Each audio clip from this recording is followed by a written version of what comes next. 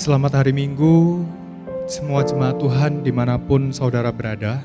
Selamat bergabung dalam ibadah Paskah online GPPS Anugerah Malang. Sebelum memulai ibadah ini, saya akan memberikan beberapa pengumuman. Yang pertama adalah ibadah raya selama bulan April masih diadakan di rumah masing-masing melalui sarana online. Dan yang kedua, jemaat dapat memberikan persembahan melalui transfer di nomor rekening sebagai berikut. Persembahan kolekte di nomor rekening BCA 4400157583 4400157583 atas nama Chia Xuyeng. Dan untuk persembahan-persembahan yang lain di persepuluhan, diakonia dan persembahan misi, jemaat bisa melihat nomor-nomor rekening di warta gereja. Atau jemaat juga dapat memberikannya melalui QR gereja. Terima kasih. Saya percaya bahwa Tuhan hadir di tengah-tengah saudara sama seperti Tuhan hadir di tengah-tengah kita. Mari kita awali ibadah kita di dalam doa. Tuhan Yesus, penyelamat kami, terima kasih karena Tuhan telah tidak hanya mati di kayu salib, melainkan Tuhan juga bangkit di hari yang ketiga. Dan hari ini Tuhan kami memperingati kebangkitan Tuhan. Kami percaya atas kemenangan Tuhan atas dosa. Juga mendatangkan kemenangan Tuhan di dalam kehidupan kami. Kami tahu Tuhan hari-hari ini adalah hari-hari yang susah, tapi kami percaya bahwa Tuhan beserta dengan kami dan kemenangan-Mu bersama dengan kami. Di dalam nama Tuhan Yesus kami berdoa. Haleluya. Amin. Kita mau merayakan kemenangan Tuhan. Haleluya.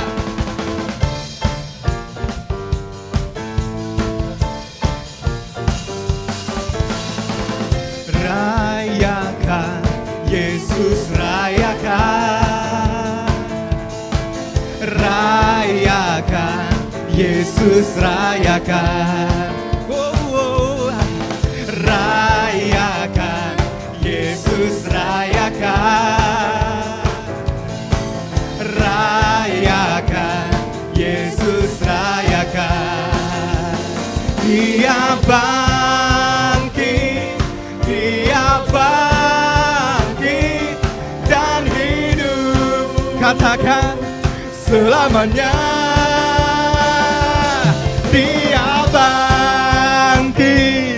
Dia bangkit, marilah rayakan kebangkitan Tuhan kita. Semua kita bersukacita di dalam Tuhan, amin. Rayakan, Yesus rayakan. Rayakan, Yesus rayakan. Rayakan, Yesus rayakan. Rayakan, Yesus rayakan. Dia bangkit dan hidup selamanya. Dia bangkit, marilah rayakan, marilah rayakan kebangkitan Tuhan kita. Yes, kita percaya bahwa Dia anak Allah, Yesus yang menyelamatkan kita, amin. Oh, anak Allah, Yesus namanya, menyucikan, bahkan mati tebus dosaku. Kubur kosong membuktikan Dia hidup. Sama-sama katakan, sebab Dia hidup, ada hari esok. Sebab Dia hidup,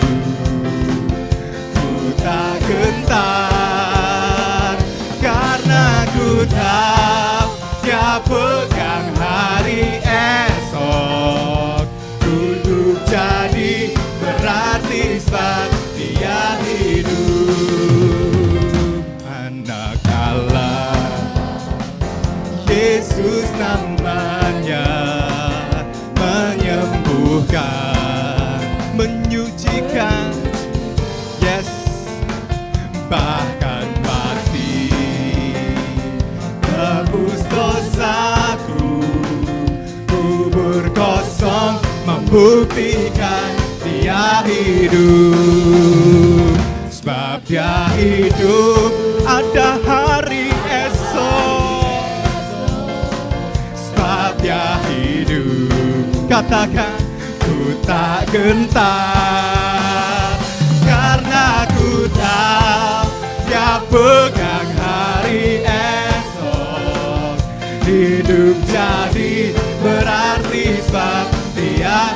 Mari sekali lagi jemaat Tuhan. Sebab Dia hidup, ada hari esok. Sebab Dia hidup, ku tak gentar.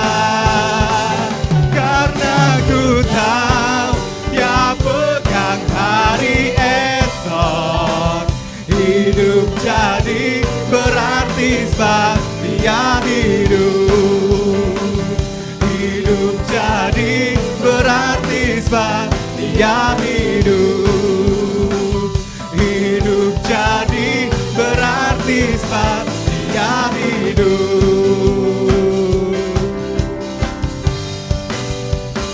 Haleluya. Kita percaya bahwa oleh darah anak domba dan oleh kesaksian kita, iblis dikalahkan. Haleluya. Yeah.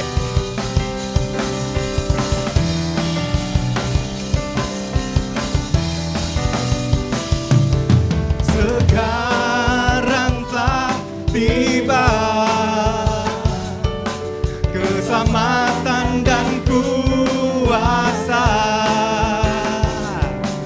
dan pemerintahan Allah kita, kuasanya yang diurapinya, karena telah dilemparkannya para pendakwa kita. Oleh darah anak domba, oleh kesaksian kita, iblis dikalahkan, kuasanya dihancurkan oleh darah anak domba. Haleluya. Sekarang telah tiba keselamatan dan kuasa, katakan, dan pemerintahan Allah kita, kuasanya yang diurapinya, karena telah dilemparkannya para pendakwa kita. Oleh darah anak domba, oleh kesaksianmu kita, iblis dikalahkan, kuasanya dihancurkan oleh darah anak domba. Oleh darah anak domba, oleh kesaksian kita, iblis dikalahkan, kuasanya dihancurkan oleh darah anak domba. Oleh darah anak domba, oleh darah anak domba.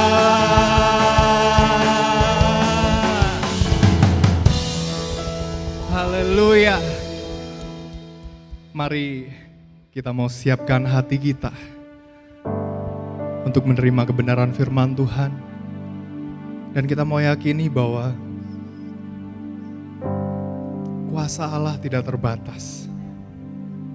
Di sini atau di sana, sekarang atau nanti, bahwa kuasanya tidak terbatas, bahwa kemenangan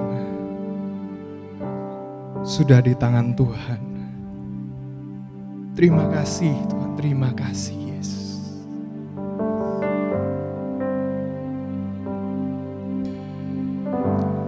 Ku menyembah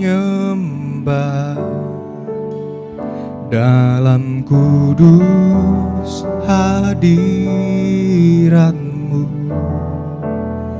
hampiri tahta kasih karunia-Mu Bapa.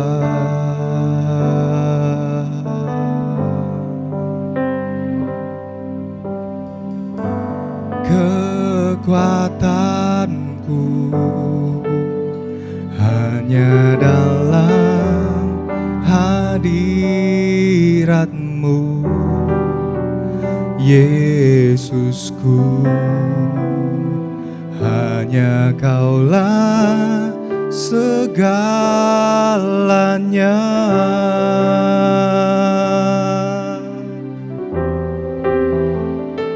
Ku yakin Kau hadir di sini, ku rasakan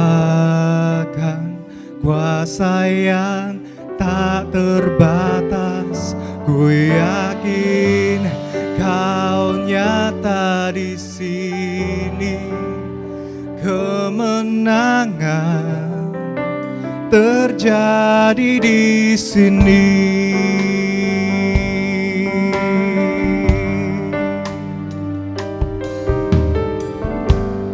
Ku menyembah dalam kudus hadirat-Mu, hampiri tahta kasih karunia-Mu Bapa. Mari katakan kekuatan kami, kekuatanku hanya dalam hadirat-Mu, Yesusku. Hanya Kaulah segalanya. Mari katakan dengan imanmu. Ku yakin Kau hadir di sini. Kami rasakan Tuhan, kuasa yang tak terbatas. Ku yakin Kau nyata di sini, kemenangan terjadi di sini. Segenap jiwaku memuji-Mu, sungguh besar Kau Yesusku. Segenap hatiku menyembah-Mu, Kau besar, Kau besar, Kau besar, Kau besar, Kau besar.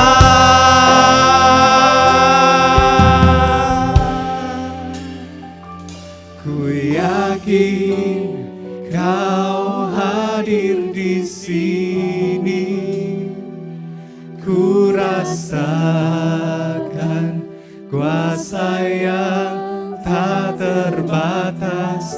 Ku yakin Kau nyata di sini, kemenangan terjadi di sini.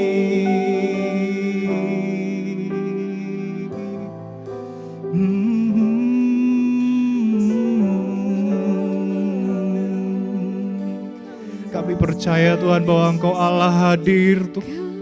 Engkau Allah hadir di tengah-tengah kami dimanapun kami berada Tuhan.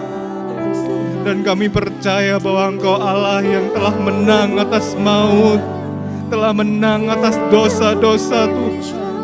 Terima kasih, terima kasih.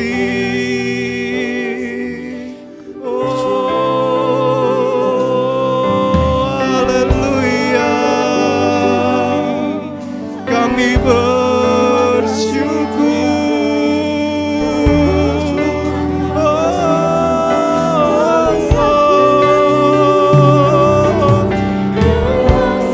Terima kasih, terima kasih.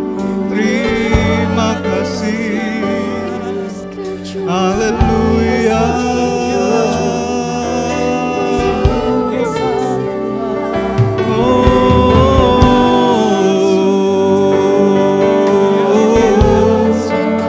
Kami percaya kemenangan-Mu, Tuhan.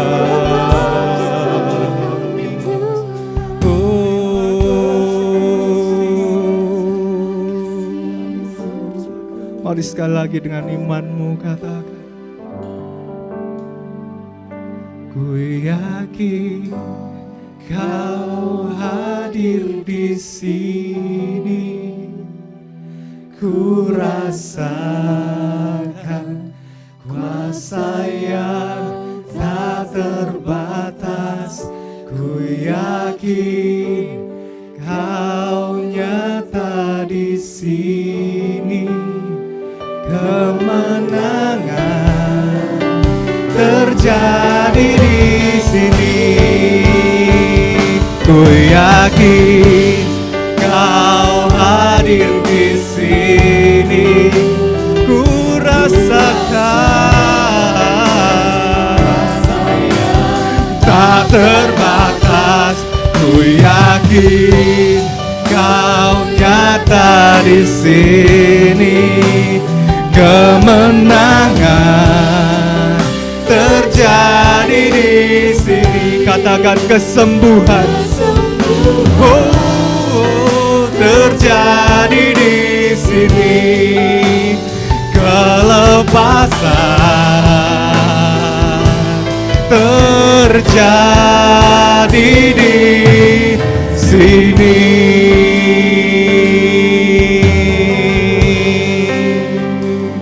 Terima kasih. Ini kami Tuhan, kami siap untuk diberkati melalui firman-Mu Tuhan. Hati kami terbuka, telinga kami terbuka Tuhan, untuk mendengarkan kebenaran firman-Mu. Kami percaya bahwa Allah yang tetap memegang hidup kami, Allah yang akan meneguhkan kami Tuhan, di tengah-tengah semua keadaan yang ada Tuhan. Terima kasih Tuhan. Terima kasih Tuhan. Kami siap mendengarkan firman-Mu Tuhan, di dalam nama Tuhan Yesus. Amin.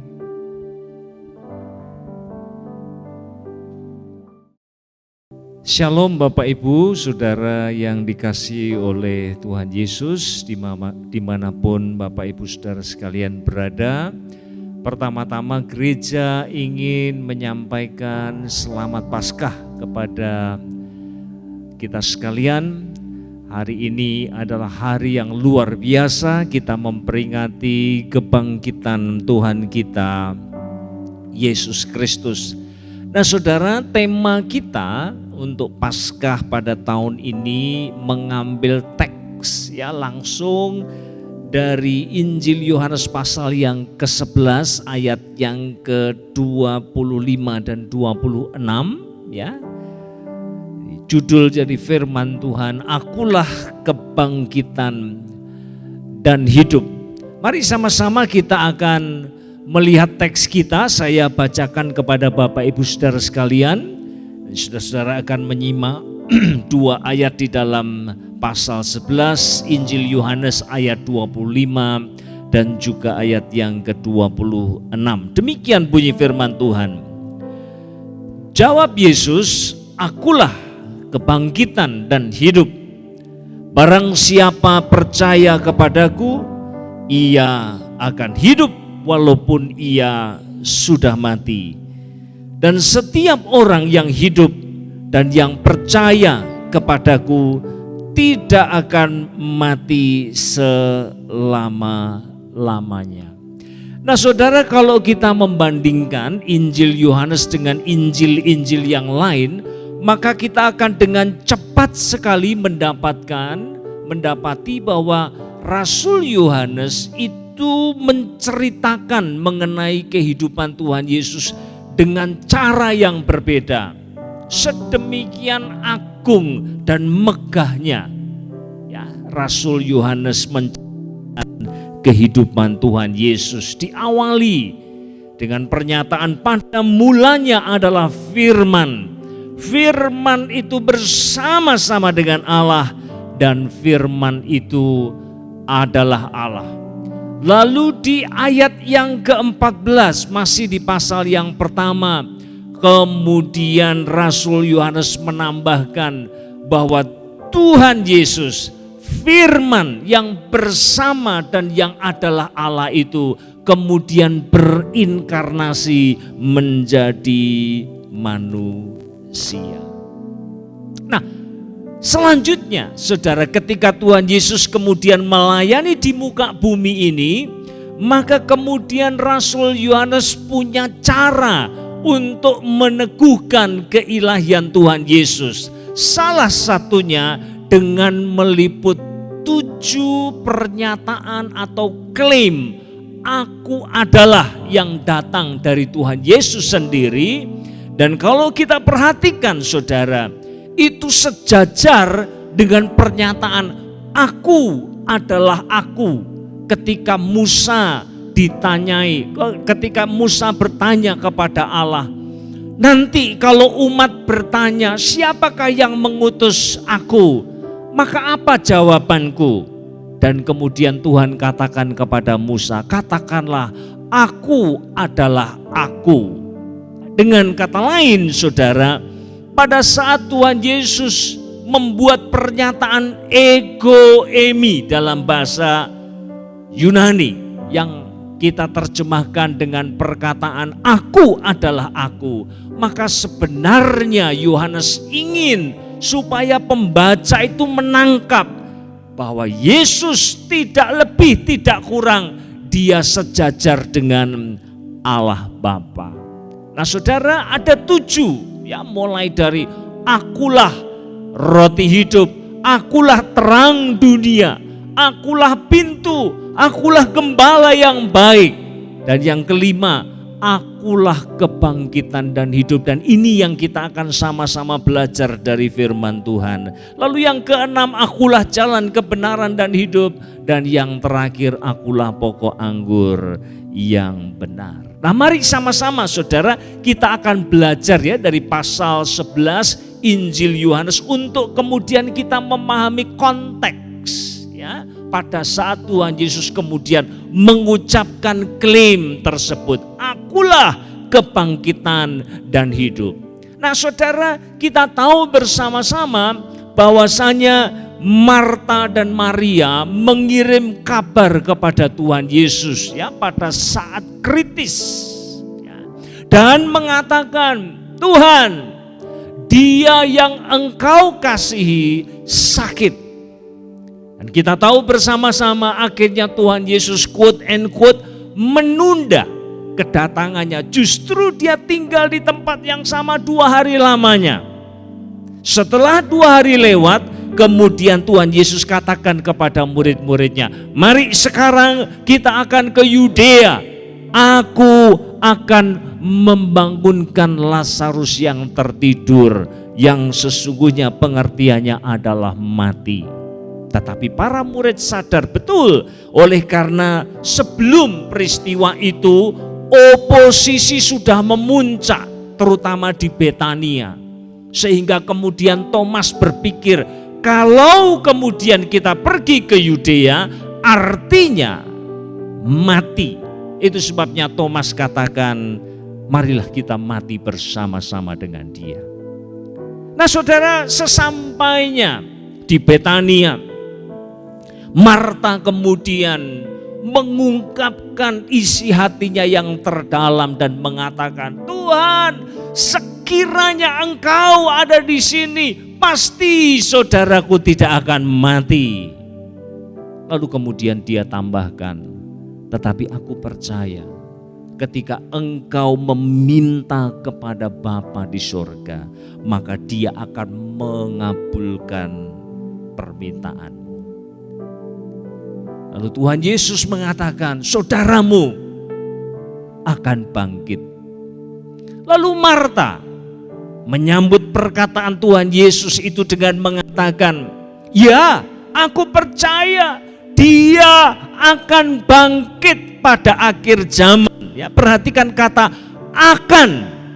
Ya, dan ini pemahaman orang-orang Yahudi pada umumnya yang percaya nanti suatu saat orang-orang yang sudah mati akan dibangkitkan untuk dihakimi. Tetapi kemudian Tuhan Yesus pada saat itulah Dia kemudian membuat klaim yang luar biasa ini dengan mengatakan, akulah kebangkitan dan hidup. Nah, sesungguhnya apa poinnya? Maka Tuhan Yesus mau mengatakan kepada Marta, kalau berbicara mengenai kebangkitan, akulah kebangkitan dan hidup itu. Dan jangan pernah berpikir bahwa kebangkitan itu adalah kabar baik untuk nanti saja. Tetapi kabar itu adalah kabar baik bahkan untuk sekarang ini. Karena Dia adalah kebangkitan dan hidup, maka maut tidak mungkin mengalahkan Dia. Dia selalu hidup. Dia tidak akan pernah bisa mati kecuali Dia menjadi manusia untuk maksud menebus dosa-dosa kita. Jadi Bapak Ibu Saudara sekalian, pada saat Dia mengklaim akulah kebangkitan dan hidup, maka sesungguhnya Dia mau mengatakan bahwa berita itu untuk kita sekarang.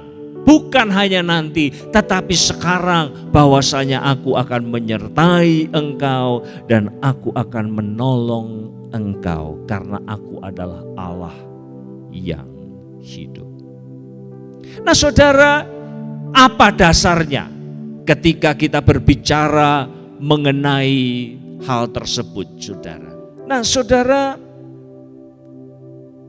pada saat Tuhan Yesus melayani di muka bumi, kita melihat Tuhan Yesus membangkitkan katakanlah misalnya putri daripada Yairus.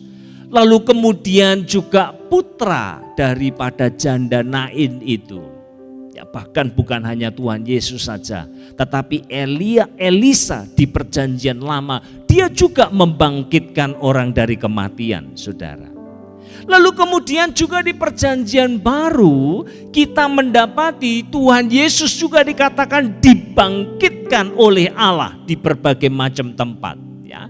Jadi Dia membangkitkan, Dia juga dibangkitkan. Tetapi perhatikan saudara, pada saat Dia bangkit, ya, maka Dia menunjukkan Dialah kebangkitan itu sendiri. Mari coba kita periksa lebih dekat, ya, pada saat Tuhan Yesus bangkit. Saudara, betul ada dua malaikat ya yang menggulingkan batu besar yang menutup kubur Tuhan Yesus. Tetapi ingat, batu itu digulingkan bukan supaya Yesus bisa keluar, tetapi supaya murid dan para wanita itu bisa masuk. Itu yang pertama. Sekalipun ada peran malaikat, tetapi sebenarnya peran itu bukan untuk Tuhan Yesus, tetapi buat murid-muridnya. Lalu yang kedua ini yang seringkali kita gagal untuk memperhatikannya, yaitu kain kapan dan kain peluh. Nah saudara, saya mau membaca untuk kita sekalian dari Yohanes pasal 20 ayat yang kelima. Ia menjenguk ke dalam dan melihat kain kapan terletak di tanah, akan tetapi ia tidak masuk ke dalam. Maka datanglah Simon Petrus yang juga menyusul dia dan masuk ke dalam kubur itu.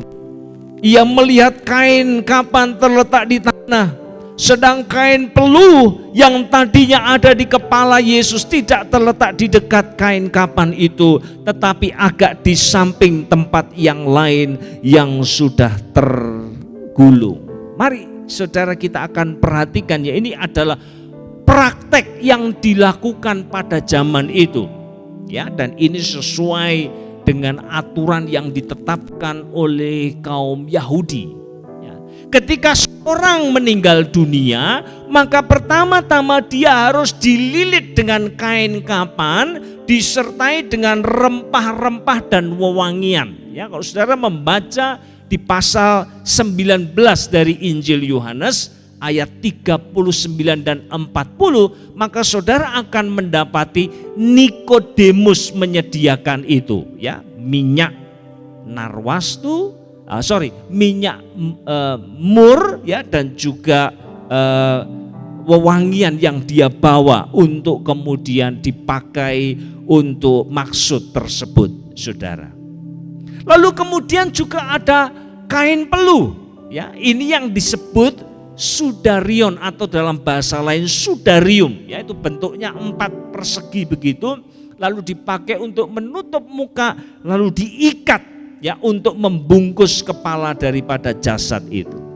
Nah, saudara perhatikan baik-baik di sini, ya. Pada saat kemudian Yohanes masuk ke dalam kubur itu dan memperhatikan bagaimana kemudian kain peluh itu masih tetap pada tempatnya, begitu juga dengan kain kapan, maka dikatakan di ayat yang ke-18, saat ia melihatnya, maka dia menjadi percaya. Nah, pertanyaannya, kenapa bisa begitu? Nah, saudara, mari saya jelaskan hal ini. Ya, pada saat seorang yang sudah meninggal, jasadnya kemudian dililit dengan kain kapan, ya, begitu juga dengan kain peluh, ya, yang di mukanya, maka kemudian itu diberikan rempah-rempah yang cukup banyak dan wewangian, sehingga akhirnya kain lenan itu membentuk seperti kepompong, ya, bagi jasad itu. Dia akan kemudian mengeras, ya, akan mengeras. Dan perhatikan, pada hari Minggu Kebangkitan itu, saudara, kain kapannya masih utuh, ya, berbentuk tubuh manusia. Demikian pula dengan kain peluh yang memang agak berjarak, ya, dan kemudian ditaruh di samping dan dikatakan sudah terlipat secara teratur. Nah, ini memberitahukan kepada kita kulitnya masih ada, tetapi tubuhnya sudah tidak ada.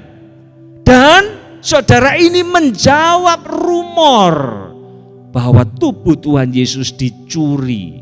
Nah, perhatikan, kalau sampai jasadnya Tuhan Yesus dicuri, apa yang harus dilakukan oleh pencuri itu? Pasti dia harus memotong, dia harus merusak kain lenan itu, baru kemudian bisa membawa, atau kalau tidak ya dibawa bersamaan dengan kain lenan, kain peluh, ya, yang sudah melekat pada jasad itu. Tapi perhatikan saudara, bahwa pada saat itu semua masih pada tempatnya, hanya tubuhnya saja yang sudah tidak ada. Itu sebabnya Yohanes ketika menyaksikan itu, dia tidak ragu lagi bahwa tubuh Tuhan Yesus bukan dicuri oleh siapapun, tetapi dia sungguh-sungguh sudah bangkit dari kematian. Nah, sekarang pertanyaannya saudara, ini berita yang luar biasa, menunjukkan siapa Yesus. Sekalipun dia mati, tetapi tidak mungkin maut mengalahkan dia. Dia bangkit dan dia adalah kehidupan itu sendiri. Maka sekarang pertanyaannya, kalau dia sungguh adalah Allah yang luar biasa, yang maha kuasa, apakah dia peduli dengan kita? Itu persoalan besar saudara. Nah, maka saya akan tunjukkan dengan cepat saja, ya, dari pasal 11 dari Injil Yohanes, untuk menunjukkan bahwa Yesus Allah kita, dia sangat peduli kepada kita. Pasal 11 ayat 27 saudara, Marta mengatakan demikian, "Ya Tuhan, aku percaya bahwa Engkaulah Mesias Anak Allah Dia yang akan datang ke dalam dunia. Perhatikan sebutan Mesias, ya, dalam bahasa Ibrani itu Masyiah, yang artinya yang diurapi, dan itu menunjuk kepada seorang pelepas yang akan membebaskan umat perjanjian lama. Lalu setelah dia melepaskan umat Tuhan itu, lalu akan membawa mereka masuk ke dalam masa keemasan atau masa kejayaan, saudara. Perhatikan di sini apa yang dikatakan oleh Marta. Dia adalah anak Allah yang sebenarnya tidak harus datang ke dunia, tetapi dia atas inisiatifnya dia datang ke dunia, dan itu menunjukkan bahwa dia peduli dengan kita, saudara. Dia peduli dengan kita. Lalu yang berikutnya di ayat yang ke-35 dan 38 di sana dikatakan, pada saat Tuhan Yesus ada di tengah-tengah orang banyak, memberikan kekuatan penghiburan kepada Marta dan Maria yang sedang berduka oleh karena kehilangan kekasihnya Lazarus, saudara. Maka Tuhan Yesus pun menangis pada waktu itu. Lalu kemudian ditambahkan ayat yang ke-38, masgullah hati Tuhan kita Yesus Kristus. Nah saudara, mari kita melihat kenapa Tuhan Yesus menangis. Pertama, karena dia mengasihi Lazarus. Tetapi kedua, karena dia sesungguhnya marah kepada kematian. Kematian yang sudah merenggut jiwa orang yang dia kasihi itu. Lalu bagaimana dengan perkataan masgullah hati Tuhan Yesus? Ini kata sudah jarang sekali kita gunakan. Apa pengertiannya? Dalam beberapa versi bahasa Inggris, saudara, di situ dikatakan deeply moved atau terribly upset. Jadi artinya saudara, ada perasaan yang sangat kuat yang bergolak di dalam hati Tuhan Yesus ketika dia semakin dekat dengan kematian dan dia marah kepada kematian itu. Maka ada perasaan yang luar biasa yang bergejolak di dalam hatinya. Dan itu menunjukkan bahwa Tuhan Yesus peduli, dan suatu saat dia akan membalikkan keadaan. Nanti langit dan bumi baru, tidak ada lagi penyakit, tidak ada lagi ratap tangis, tidak ada lagi kematian. Saudara, beberapa waktu yang lalu saya membaca sebuah kisah yang sangat mengharukan. Kisah itu mengenai seorang hamba Tuhan yang suatu saat mendapati bahwa putrinya yang masih usia 5 tahun itu didapati mengidap leukemia, ya, kanker darah yang sangat mematikan itu. Nah, dia seorang hamba Tuhan, dia sudah mendapat training teologi di sebuah seminar yang sangat baik. Tetapi pada saat dia mengalami itu, dia kembali bergumul dan kemudian mulai membaca-baca kembali buku-buku yang berbicara mengenai penderitaan dan kenapa Allah mengizinkan itu terjadi. Saudara, setelah sekian lama dia membaca, saudara, akhirnya dia mengatakan bahwa sesungguhnya dia sudah mengerti kenapa Tuhan izinkan itu terjadi. Tetapi ada sebuah masalah dan dia mengatakan masalahnya adalah bahwa para penulis itu sama sekali tidak mengerti perasaannya yang bergejolak di dalam hatinya. Dan hanya ketika dia kemudian membaca pasal 11 dari Injil Yohanes, di mana di sana tertulis Yesus menangis dan maskul hatinya, Barulah kemudian dia mengatakan, pada saat itulah dia merasakan ada seseorang yang menunjukkan empati yang begitu dalam kepada dia.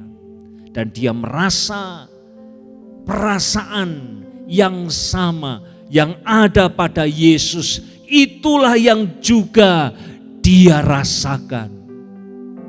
Dia sedih oleh karena putrinya mengidap penyakit yang mematikan itu. Dan pada saat yang sama dia juga merasa hatinya maskul. Dia marah pada kenyataan kenapa gadis kecil yang dia sangat cintai itu mengidap penyakit yang sedemikian mengerikan. Saudaraku yang dikasihi oleh Tuhan, kalau demikian kita boleh mengatakan pada saat Alkitab mencatat bahwa Yesus menangis oleh karena kekasihnya mati. Dan maskul hatinya, marah kepada kematian itu. Itu menunjukkan bahwa Tuhan Yesus peduli dengan keadaan kita. Dia bukan tutup mata terhadap apa yang kita alami, saudara. Kemarin saya coba melihat ada sebuah polling yang cukup menarik yang dibuat oleh UNICEF.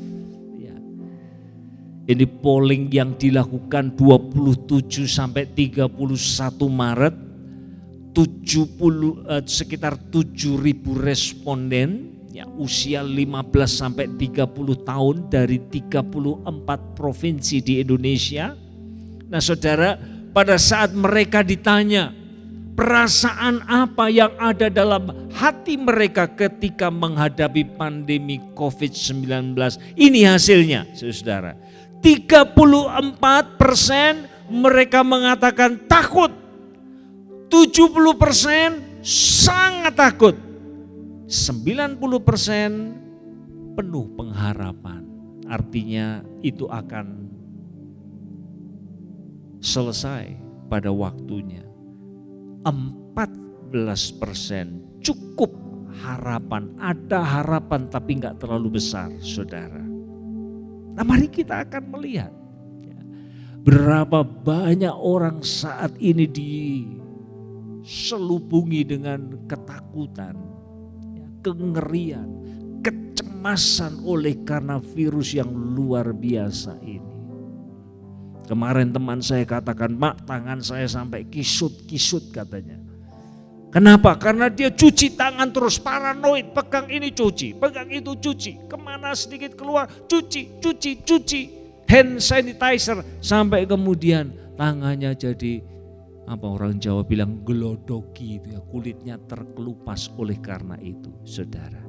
Nah semua ini menunjukkan tanpa terkecuali bahwa kita sedang menghadapi masalah besar dan kita semua takut oleh keadaan ini. Pertanyaannya sekali lagi, apakah Allah peduli? Maka jawabannya 1000% Allah peduli.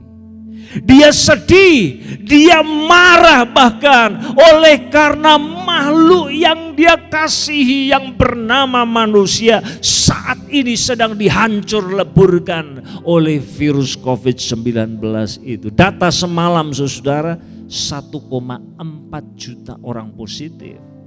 Kematian sudah hampir 82.000 orang. Dan menjangkiti hampir 212 negara. Saudaraku yang dikasihi oleh Tuhan, ketika Tuhan Yesus mengatakan, akulah kebangkitan dan hidup, maka sesungguhnya dia mau mengatakan kepada kita sekalian bahwa berita kebangkitan itu bukan hanya relevan nanti, tetapi sekarang juga. Yesus yang kita sembah, Dia adalah Allah yang sudah bangkit dari kematian. Dia hidup, itu sebabnya Dia bisa menyertai kita dan menolong kita di saat-saat yang sulit seperti ini. Saudara, menarik sekali. Beberapa orang bersaksi, ya, mereka yang tinggal di Wuhan setelah 3 bulan di lockdown, kemudian sekarang sudah mulai ada aktivitas. Saudara, saya mendengar beberapa kesaksian penduduk di sana dan heran sekali yang mereka katakan bahwa 3 bulan terakhir pada saat mereka di lockdown itu adalah pengalaman yang paling bernilai dalam kehidupan mereka. Dengan kata lain, saudara, jangan pernah berpikir bahwa Allah kita sedang tinggal diam. Dia tidak peduli dengan keadaan kita. Sebaliknya Allah kita, sekalipun Dia tidak menghentikan wabah itu saat ini juga, tapi Dia mengizinkannya, dan saya percaya kalau Dia sedang mengizinkan itu terjadi, maka Dia sedang menguntai satu mata rantai dengan mata rantai yang lain dan seterusnya, dan ujungnya nanti adalah kebaikan, sehingga saat kita menoleh ke belakang, maka tidak ada yang lain yang Tuhan kerjakan bagi kita selain daripada kebaikan. Saudara, mari saya ajak, sekalipun saat ini kita merayakan Paskah dalam kondisi yang sama sekali tidak ideal, tapi saya percaya berita kebangkitan Kristus itu adalah berita yang menyejukkan hati kita sekarang, bukan hanya nanti. Tuhan telah mati, tapi Dia juga bangkit, dan itu sebabnya Dia hidup, dan sekarang Dia ada bersama dengan kita. Dialah kekuatan kita yang akan menolong kita untuk melalui musim yang berat ini. Saudara, sekali lagi saya mengucapkan selamat Paskah. Dan kiranya berita tentang kebangkitan Kristus akan menjadi semakin nyata di saat-saat yang sulit seperti ini dalam kehidupan saudara dan saya. Mari kita berdoa. Bapa di dalam surga, kami sudah mendengar firman-Mu. Firman yang sangat luar biasa untuk kami dengar. Dan kami sungguh membutuhkannya. Di saat-saat yang sulit seperti ini, kami butuh berita yang menguatkan kami. Kami percaya firman-Mu sudah menjamah kami sekalian. Akan terus memberi kekuatan ketika kami melalui saat-saat yang sulit seperti ini. Terima kasih Bapa dalam surga. Kami kembalikan segala puji, hormat, kemuliaan hanya bagi Tuhan saja. Dan demi nama Tuhan kami Yesus Kristus, dan mengucap syukur, kami berdoa. Haleluya. Amin. Puji Tuhan, kita telah menerima berkat firman Tuhan yang menyejukkan hati kita. Bahwa Yesus bukan saja hidup pada ribuan tahun lalu, Dia juga hadir bersama kita dengan kuasa kebangkitannya. Amin. Saya percaya kita akan dikuatkan. Mari kita bangkit berdiri, kita akan mengakhiri ibadah kita pada saat ini dengan kita menerima berkat yang dari Tuhan. Kami bersyukur Tuhan buat pengalaman-pengalaman yang Tuhan beri bagi kami. Meskipun itu pahit, namun di sana juga Engkau menyatakan bahwa Engkau peduli kepada kami. Kuasa maut dan apa yang menyakitkan atau lembah kekelaman pun tidak akan menghalangi Engkau bergerak dan menyentuh kami di dalam kuasa kebangkitan-Mu. Terima kasih Tuhan, berkati jemaat Tuhan dimanapun mereka berada. Di saat-saat seperti ini, biarlah kiranya mereka bertemu dengan Tuhan, Engkau bersentuhan dengan mereka.